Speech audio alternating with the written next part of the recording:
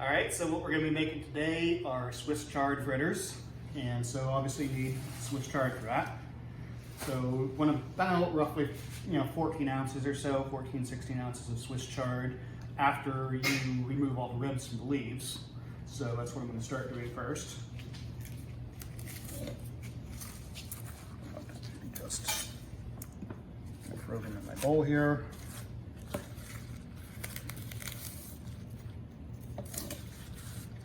Do you need a really sharp knife to do that? No, ideally. Well, your knife should always be sharp because it won't slip then and accidentally cut yourself with it.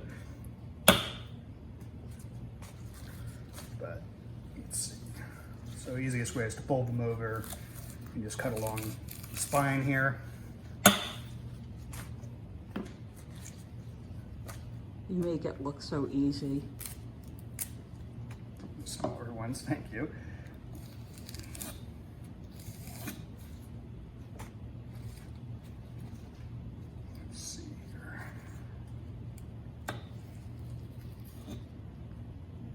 If there's a little of the stem in there, is it okay? Or Oh yeah, really you just need want to the big make chunky sure? bits out, so Okay. there's always going to be a little bit of stem, but because we're going to eventually be blending all of this up, you just want to get, the hard stuff if you can.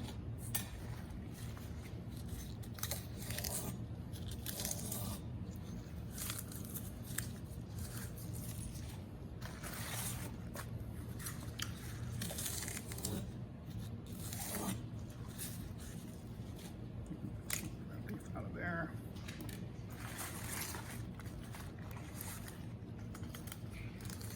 Can you use the stems for anything else, or they're just like a... Well, you could. I mean, like just for this, like if you're just making Swiss chard normally, you'd leave, like you're having, boiled or steamed or sauteed, you would probably just leave the stems on for their tasting, Is a Grinch shirt necessary for the process? Usually, yes. Or a kufula? Mm-hmm.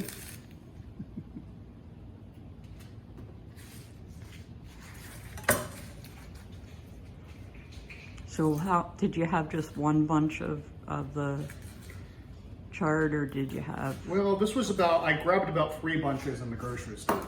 So we're Okay. going to see how much chard we have once we're done chopping it all up. I did weigh it there and, estimate it, so this will probably come out to about what we need once we're all done here. I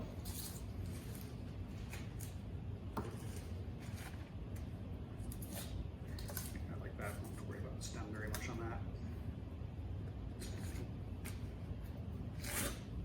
that. I would have lost 3 fingers by now. I just got to try to keep your fingers away from it. All right, Billy Joe would have lost 3 fingers by now. Sorry, Joe. For our wider audience, we won't identify Billy Joe. It's her sister. She knows.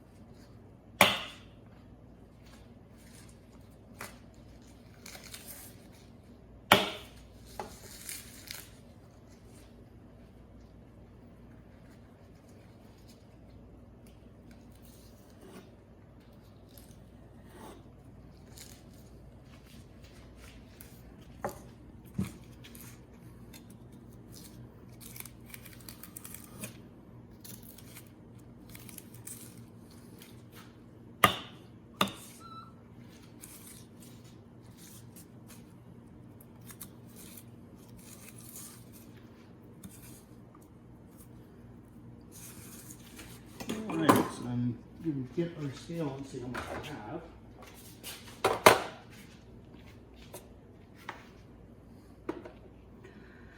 So, yeah, we have just about 14 ounces, in fact. Woohoo! Alright, so the next step is just going to be to, unless you have done this already, rinse off the leaves. We're going to do this in batches here. Let's give them a good rinse before, and then we're going to put them into salted boiling water. And the water's already started to was boiled earlier. boil. It shut off because of waiting to get the Swiss chard done, but now it's back on. It's nice and steamy. Wait a second before we finish.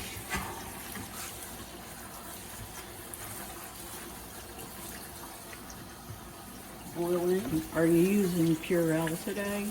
I am not using Purell today, no, because I have soap. And Purell is about $100,000 an ounce. So, costs more than saffron those these days. Yummy. It's almost boiling. So I guess while we're waiting for the water to boil, we can take a look at some of the other ingredients that we're going to use here. Okay. So we're also going to want some other herbs. We want about 20 grams or so of mint or cilantro, the same for dill, and then about 30 grams of parsley. And if you buy these, ideally you can get it fresh, but if you buy these little packets, that's about 20 grams or so right there, whatever herb that is usually. And then we're going to use about 3 ounces, I'm sorry, I'm switching back and forth with measurements here, about 3 ounces of feta cheese. And then we need about 3 tablespoons of flour, and you could always use like a non-wheat flour, like chickpea flour, if you didn't want the gluten. Okay. About a half teaspoon of sugar is also in here. A couple of eggs. We're going to add a little bit of salt and pepper later. Then we want about a teaspoon and a half of nutmeg. Ideally, if you can, buy fresh nutmegs because they last forever. These are many years old and they'll last much longer than the pre-ground stuff, but that's fine too. So I already got about a teaspoon in there right now, and then I'm just stir up another half teaspoon to show you how it's done. You just need a little microplane grater. Can you see okay? Let me go to the other side. Mm-hmm. So then we're just gonna.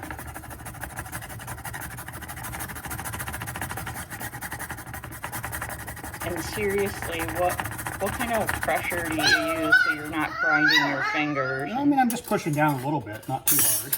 Yeah. Let's see, it's a quarter. But you have to be able to have strong finger grip. Fairly, not too strong. Yeah, it's about a half teaspoon there. So it's about a teaspoon and a half there of the nutmeg, and maybe, throw in here roughly a quarter teaspoon of salt. And also the pepper. How much pepper would you say? It's probably about another quarter teaspoon roughly. I don't know how many turns that was. And so then that's all set now that our water's boiling. Okay. So we're going to come over and we're going to make sure the water's salted too. It's important. So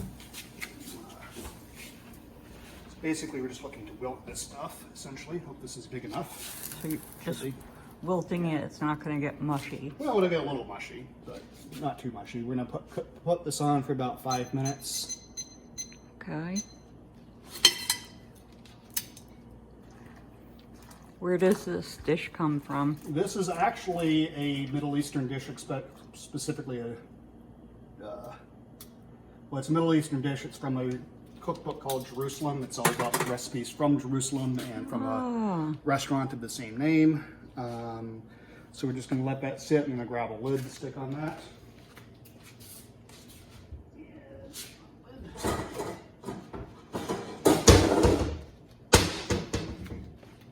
So now it's been about 5 minutes. We're going to take a look at our chard here. It's been boiling for 5 minutes.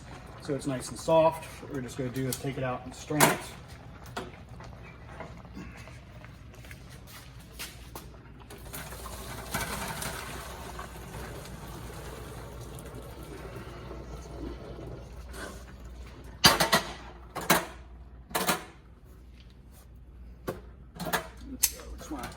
Basically, I'm going to spray it to cool it off. Then we're going to squeeze all the water out of it that we can.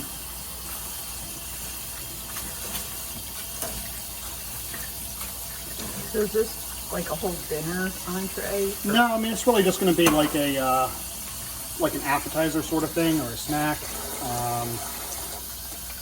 So we'll see when it's done how much it really makes, how many servings, and try to estimate how much it will cost. Okay.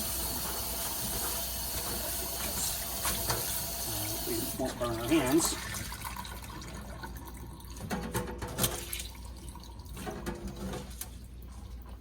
I thought that the juice coming out would be green and it's really red. Well, it's because it's a reddish Swiss chard, very soft. The stems are red. That's where a lot of fluid's coming out of too. So, like Swiss chard comes in all different colors like that, like red, yellow, white. And you can see there's some red in the. Do you really want to squeeze it? How dry are you trying to get it? Just as dry as you can, like something like that. Really, you just want to get. I mean, there's going to be moisture in there, and there's going to be moisture obviously in the mix. And if there's too much moisture, you can always probably just add a little bit more, touch more flour. So there we go. And then we're going to take everything that we discussed before, and we're going to throw it into a food processor. Ah. So we got here.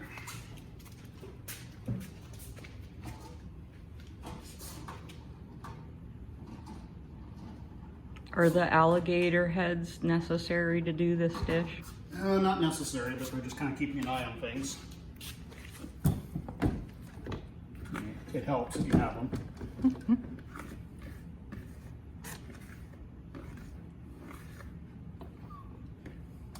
So we got chard there.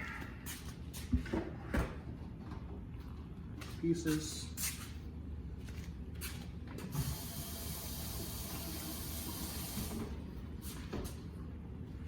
Alright, and so then we got the rest of our ingredients to throw in here. So we got some parsley, we got the dill.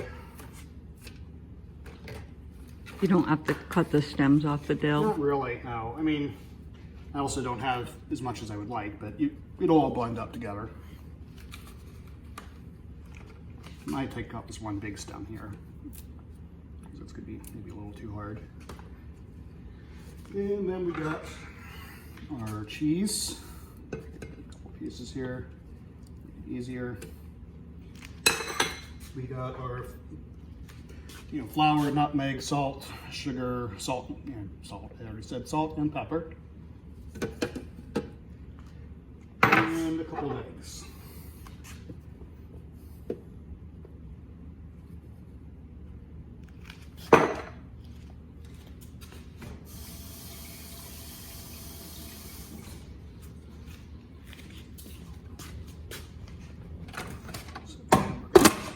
Up.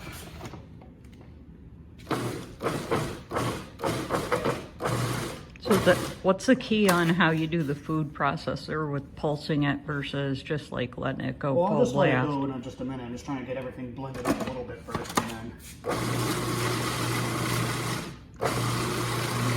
Rip.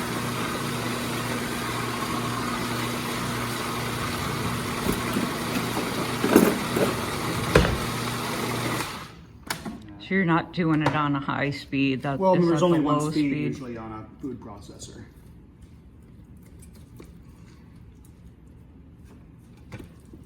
So, go again for a minute here. Oh, can I see the consistency of it right now? Mm-hmm. Okay.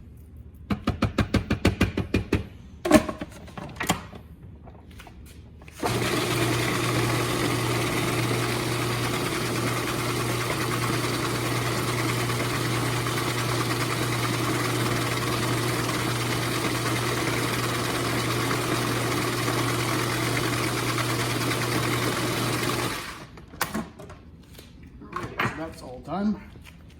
Got a nice soft consistency, but it holds together reasonably well. It's a little loose. We might want to add, I think I'm going to add just a little bit more flour to this. Can you show that again, like the difference with the texture? Right, so, because we're going to want to basically fry this up, so we want it to be holding together a little bit better than that, I think, for frying this as a fritter. I'm sorry, I can't see because my fingers are turned the other way.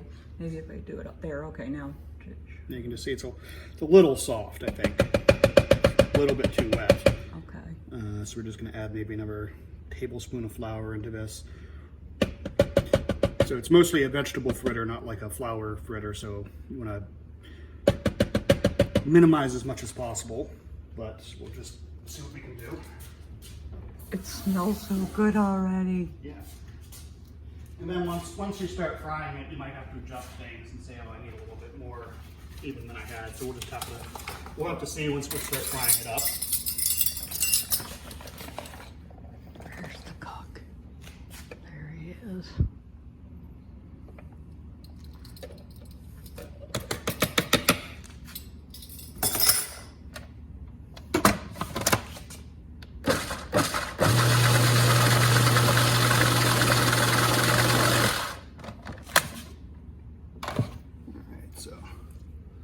Hold it together a little bit better now.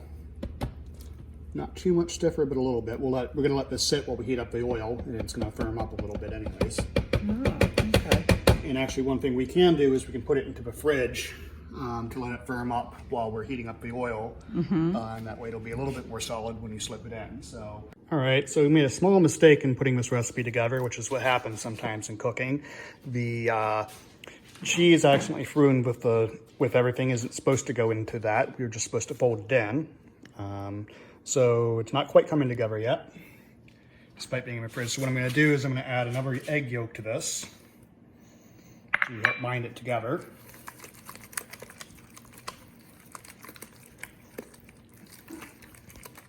And then I'm going to add the rest of the cheese from that block of feta that I have. So it's about another 3 ounces of feta. So it's going to be cheesier than normal, but that's still good because cheese is good. Cheese is good. And I'm just going to fold that in. So you've got the chunkier cheese in here, which is how it's supposed to be. And what is this called again?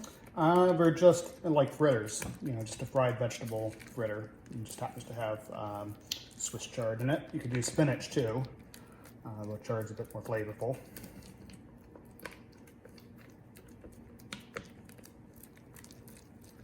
Alrighty. So that's definitely holding together a little bit better. So I'm going to just stick this back in the fridge for a little bit and then heat up the oil. So John, how do you know when you get the oil to the right temperature to start cooking these? Olive oil, you don't want it to be too hot. You just want it to be shimmering. You got about a medium-high flame for a few minutes, so it'll come up to temperature. So I don't know if you can see the shimmer in there, but it's good and hot. You don't want it to be smoking. If it's smoking, it's too hot. Okay. So we got everything together to start making our fritters. We got our batch of ingredients here. We got a pan set out to put the finished fritters on. Let me grab one more piece of towel for that. We got a scoop. We got one ingredient I forgot about earlier. You need Pinot Noir, usually or Malbec maybe, and then you take that and you pour it in the chef. It's a very important step. Okay, the chef is ready. All right, so we're gonna see about getting this in here. So basically, what you want is about a heaping tablespoon or so, roughly like that, to make your fritter. Okay. And actually, I'm gonna get one more spoon to help with this on. Would it be easier to use one of those A scoop, you mean? scoop Yeah, that I you have could. that I do the peanut butter balls with? All right, that oil might be a little hot. That's all right. Oh, so you don't have to round them; they're kind of Yeah, flat. well, you more kind of flat flatten and- them out when they get in there. Oh, okay. And you don't need quite this much oil. This is a little bit of a deeper fry probably, but you just want about an inch. You just want it to come up around it. You just want the pan, solidly coated in oil at the bottom. But this will still be fine. Okay. Oh, sorry, I do that more.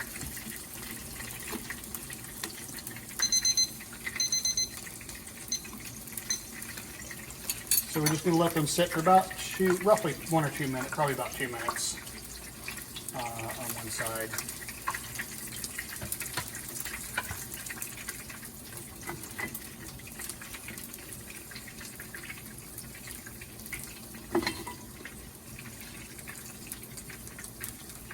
Is there anything that you would serve them with, or this is just for like a snack type food? It's just like a little snack, like an appetizer, so you could serve it with, I mean, like lemon wedges to squeeze over them and just eat them as is, maybe a little bit of tzatziki, so, you know, like a yogurt dill cucumber sauce, be good with that too. Probably a few other things. Okay. You know, really whatever you want with it. Okay. Take a look at how we're doing here. Starting to brown a little bit and firm up. We'll give it another minute.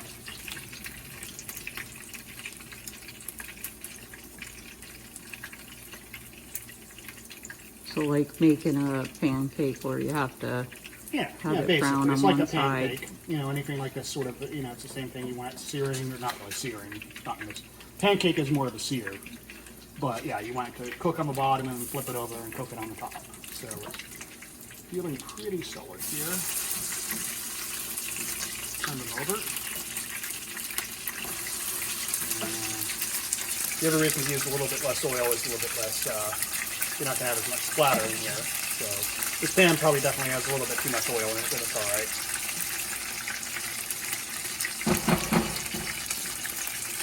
So this one here wasn't quite done on the body. You can still see it's a little bit of bright green. But you can always, you know, float the oil on top of it.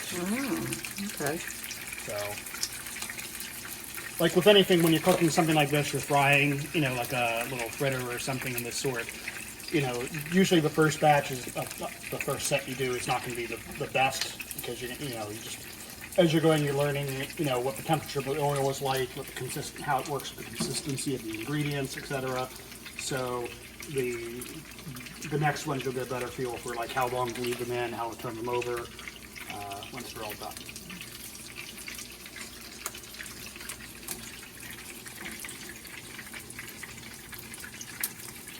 So this is something I could even do.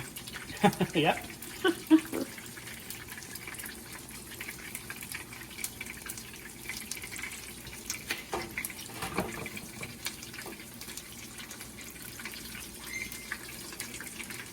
So, one more minute, I think we'll be good.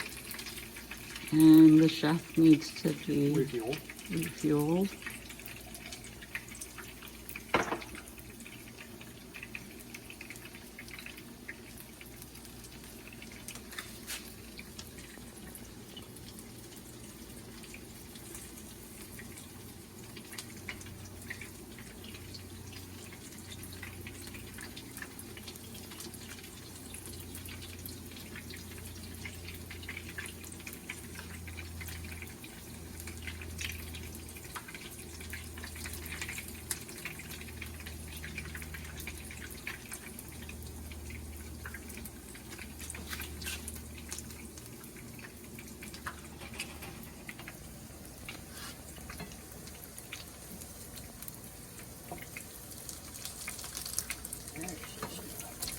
Flip these over, see how they look. Yep, they're nice and golden brown on the bottom. You know, just the tops didn't cook quite enough. Turn them over for like another few seconds and then take them out.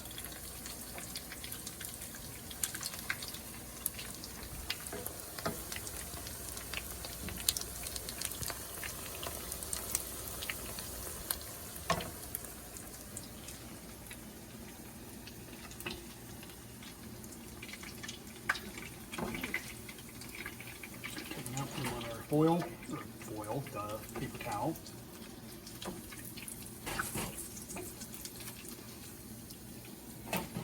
Oh, they look very good. They might be a touch too oilier than you would like if you use less oil. They won't get quite as oily, but a lot of it's going to drain off. Oil doesn't like it absorb that much inside because of the liquid that's inside. You can always add more oil to the pan if you need it. So put on our next batch here.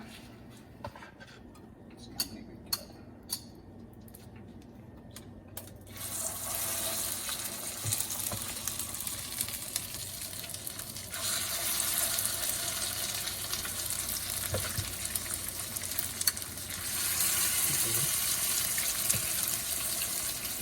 Tablespoons, take them a little bit bigger this time.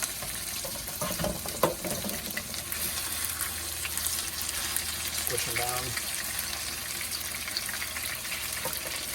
And give them about, you know, it might take a little bit less time, a little bit more, you know, now because the oil is more heated up.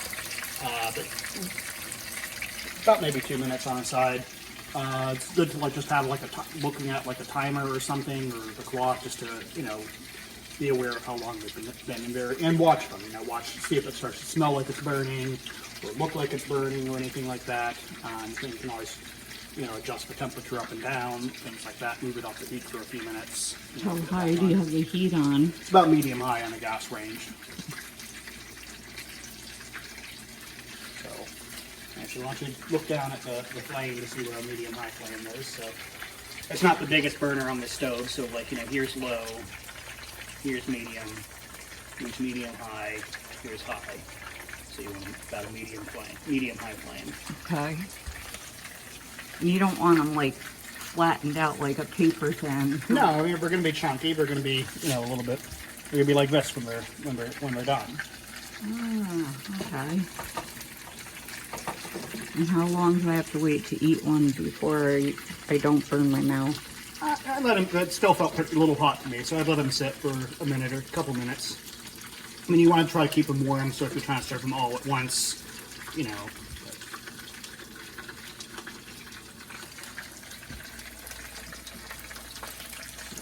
Minutes.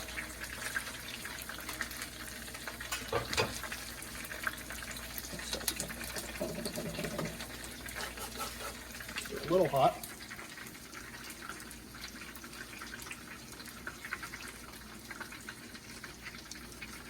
It's good. I made a terrible mistake though with I put conch in it, and my wife's very allergic to conch. So she's not gonna eat anything. I don't know how I got the conch in there, but there's definitely conch in that. You better give me a bite now. It's hot. Careful. Oh my gosh. That is surprisingly, well, delicious, but like a very surprising flavor. Mm-hmm. How would you describe the flavor of it? Well, I mean, it's like a savory vegetable. It's a little. This is a little bit saltier than it would otherwise be because I put more cheese in it. I put more of the feta in it, which is a very salty cheese. It's like a fresh. Yeah, it's very kind fresh. of That's the idea with like, any of these sort of fresh vegetable fritters that you would make. Is you've got like all of these fresh ingredients in here. You know, you got all the fresh herbs. You got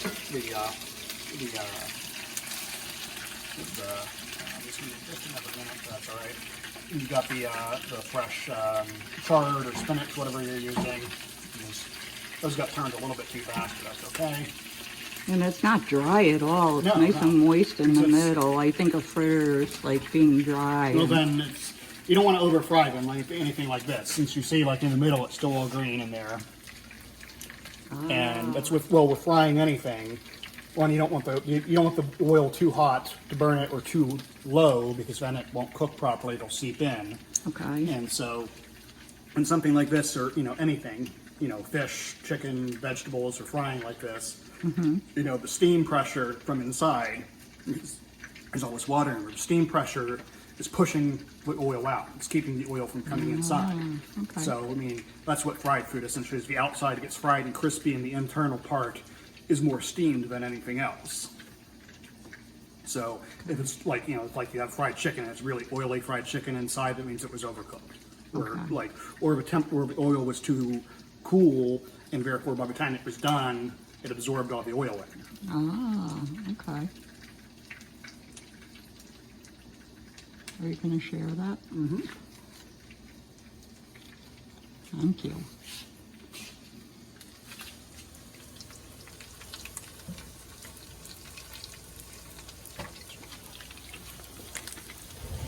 Yummy, yummy. These are so good.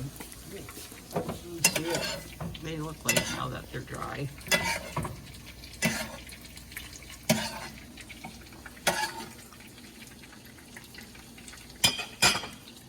Alrighty. Let's see how these are looking underneath.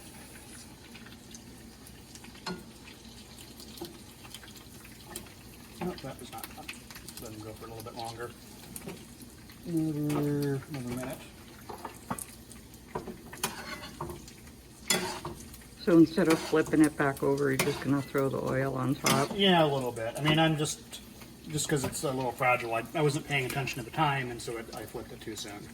So just let it sit for another minute and then see again.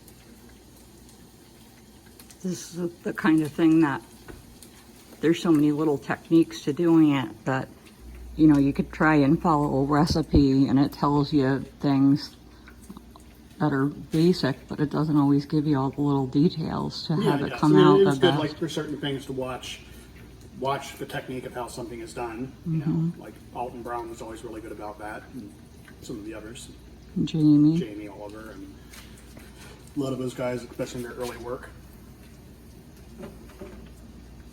Alrighty, this guy is done, I think.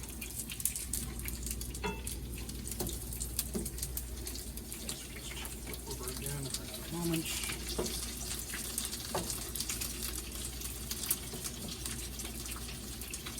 And if they come apart, no problem, because then you've got just 2 fritters.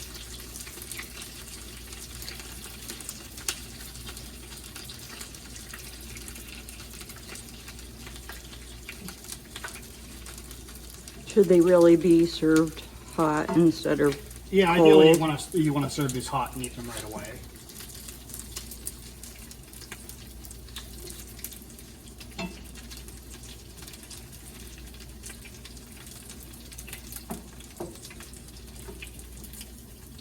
What do you think they'd be like if you tried to warm them up in a microwave? I wouldn't try to. I mean, I guess you could do it. I would warm them up in a skillet, just like a Okay. dry skillet, and warm them up, or a toaster oven. Okay, You know, if you had to. okay.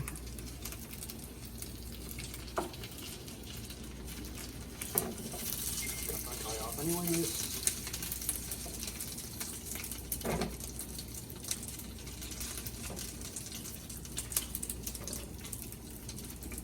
All right, so this is our end product here. We got about 18 fritters out of this. If you'll look, there's probably not 18 fritters there. There's only about 14. There's a very good reason for that. It's because of him. Uh-oh, who's him?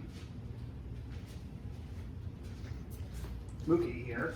Somehow, he came all the way, jumped up, straight up like this, landed on the counter, ate several of them, and ran away before we could stop him, and then leaped way off. That's my story, and I'm sticking to it. So this is it. We're gonna have a little bit of squeezed lemon on it. I only made tzatziki this minute, but came out very good.